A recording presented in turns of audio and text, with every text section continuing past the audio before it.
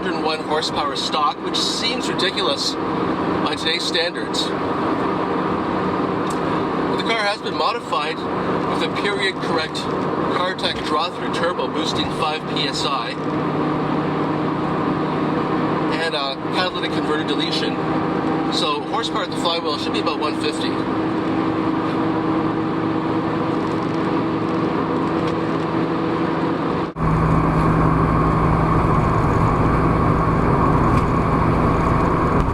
Race versions of this engine can produce upwards of 250 horsepower by simply enlarging the intake and exhaust ports, which is analogous to changing the camshaft profile in a piston engine. The suspension has also been modified, or refreshened I should say, with urethane bushings, fully adjustable shocks, altered spring rate coils to reduce ride height, and larger front and rear anti-sway bars.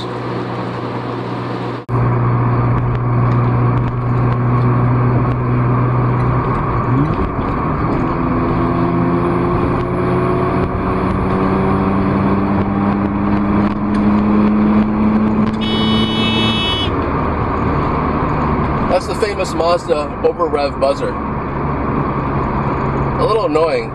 It's rather loud. I upgraded to 15-inch rims about 20 years ago because even back then it was hard to find performance tires in 13-inch sizes. So now I run 50 series profile tires, which of course improve handling. But the other advantage to 15-inch rims is that I can buy an entire set of tires for the price of one 20-inch OEM Pirelli for my daily driver.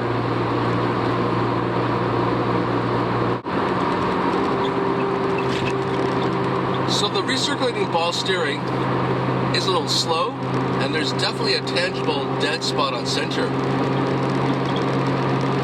But it works. It doesn't compromise the tossability of the Rx7.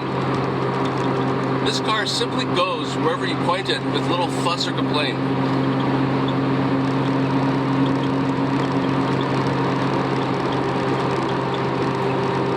I recall a trip with my son a few years back to Kentucky, and I was passing all traffic when we were descending the Appalachian Mountains. The reason for that is because I didn't have to touch the brake pedal once on those steep, sweeping descents. The Rx7 gives you that inspired road-holding feeling and confidence.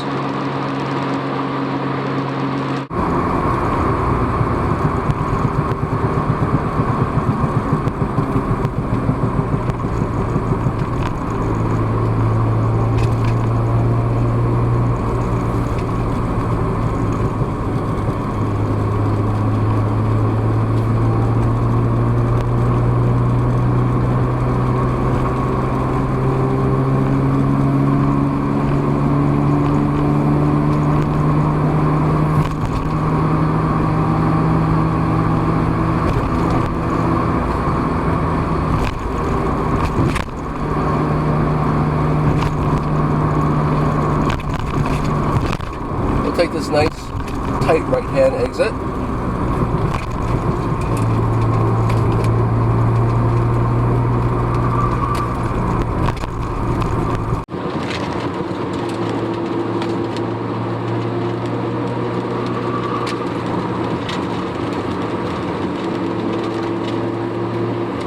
You just feel the rear wheel slipping just a little bit there. The rotary engine likes to be revved hard periodically to prevent carbon deposits from forming on its long, thin combustion chamber.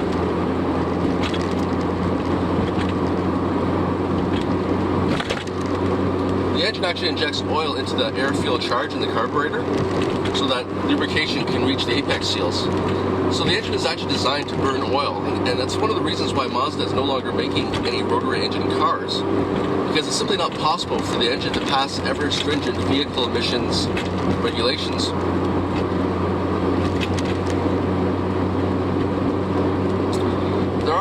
There are also no water passages in the rotors.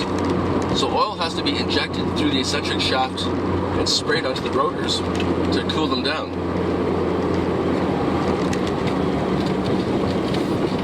Which is a good reason why you should run synthetic oil in your rotary instead of mineral-based oil, because that will reduce overall oil operating temperatures. The car comes with one oil cooler, and I actually installed a second one just to give it more capacity for cooling. And it's also a good idea when you refuel to add oil to the gas tank directly to ensure that you got enough lubrication of the apex seals and not rely on the engine's oil injection system, which by now is 35 to 40 years old.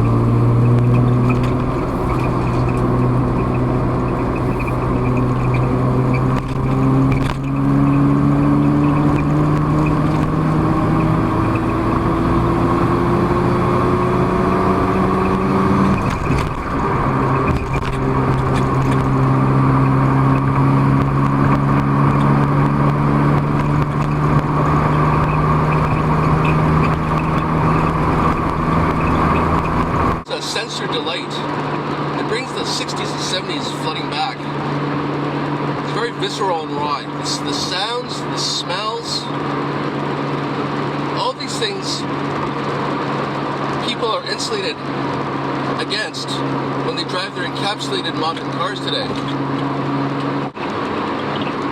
So the car is more of a GT than a sports car because it doesn't have a lot of low-end grunt. It's really a car designed to travel at high speed for hundreds of miles in really exceptional comfort, regardless of how undulating or twisty the road might be.